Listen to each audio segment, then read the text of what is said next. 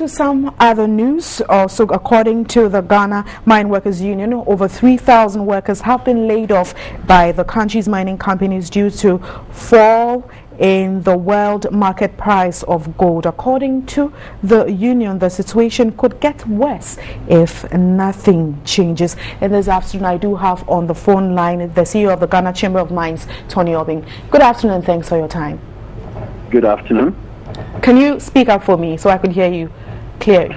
Good afternoon. All right. Now, you have been dealing with these mine workers, and according to the union, over 3,000 workers have been laid off, and we're likely to even see more because of the fall in gold prices. Is that really the situation on the ground? Yes, I think that the industry has, we actually forewarned what was coming and then indicated that given the very distressing combination of falling gold price and then increasing cost of mining, there was a likelihood that the industry would be looking at how to reorganize itself in order to maintain itself in business. And part of the unfortunate effect is the level of redundancies that we're seeing. So does this mean that if the price keeps falling, we're going to see more redundancies in the country? It's not necessarily so. I think it's a business decision. You look at your costs and your income, and you take a decision. And exactly that's what we decided on. It is not just laying off people. And sometimes and I understand why we tend to overemphasize the laying off people. We are reorganizing. People are trying to improve on their efficiencies to ensure that wastage would be off the processes of the system, and so you operate in a way that you will generate returns for your stakeholders. So, and I know that this is cyclical. These things tend to come, and then when things improve, people are brought back on board. So it is a temporary situation, but it's unfortunate, I must say. It is not something that we say with happiness. We are always at pains in talking about the situation where a staff will lose a job, not because you did a wrong thing, but because the industry had to reorganize itself. So that's an unfortunate outcome of these factors that we cannot for now control.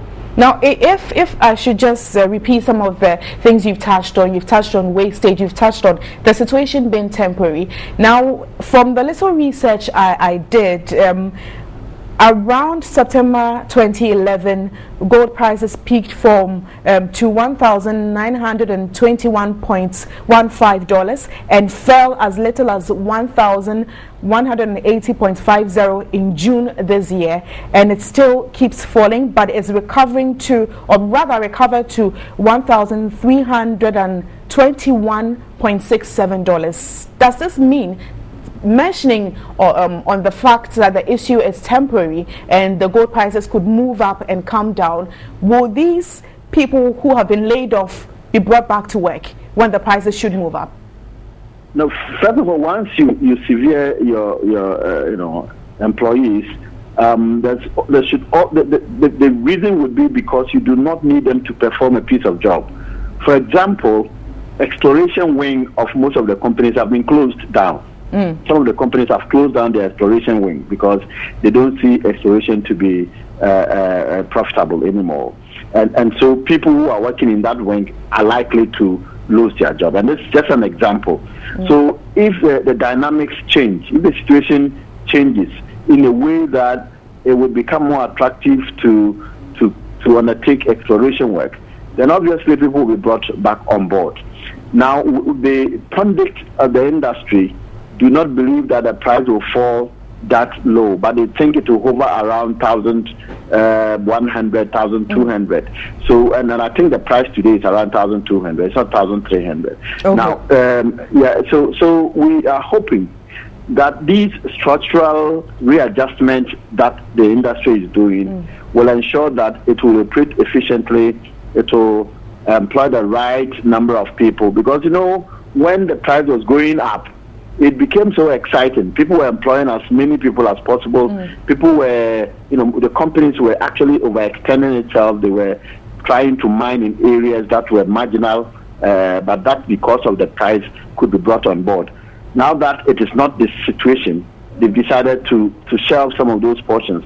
But it is not all doom and gloom. Remember that Achim is on board, Newmont Achim mine, which didn't used to be part of our staple, is now back. Is now on board. We are hoping that some other mining companies the operations will be started. I know that Keegan Resource, Kinross, or the Asanko Gold is actively working on. Now, may I quickly cut you in here, because I have to go. But before I go, I have to find out this from you. You have touched on several factors, knowing that this situation is not really healthy for the livelihoods of these persons and for the country as a whole. Is that to say that the mining industry is not as lucrative as it looks, or these companies are also looking at using machines instead of human beings to do the work? And what really will be the way forward for Ghana as a country and the mining sector as a whole? First of all, let's look at it as business. If we look at the situation as business people, they look at cost and benefits, or they look at income and your cost of doing the business and getting that income. So it is not like the mining industry is just laying off people. No, it is just the dynamics which is creating, and it happens in many businesses. Some businesses have closed down because they are not, their cost of doing the business has gone higher than the price they sell their business. So it is a fact of business. It's a nature of business that creates that. But don't forget that not long ago, the industry was hiring quite a number of people. I recall some 10 years ago, we had about 13,000. That you've already said. Now, but to cut you in, what really will be the way forward? Well, the way forward is what we're doing to reorganize this, to sort of undertake all these structural reorganizations. We know where things should be done right. And then secondly, we need to look at the secondary jobs that are associated with mining. A lot of industries are linked up with mining. So that is another avenue for re-employment. Okay. And then finally, let me give you a final point. I think we're talking with government. There are certain areas that we can talk with government, and then we will be able to sort of slow down because certain decisions would have been taken to support some of these companies. Okay. So I think government is not too happy. We are also not happy, and we're trying to talk to all the parties, try and see what we can do to reduce this impact of the impact of the gold price. Thank you very much for your time. I have been speaking with the CEO of the Ghana Chamber of Mines, Tony Obing. We're looking at the issue of job cuts in the mining sector.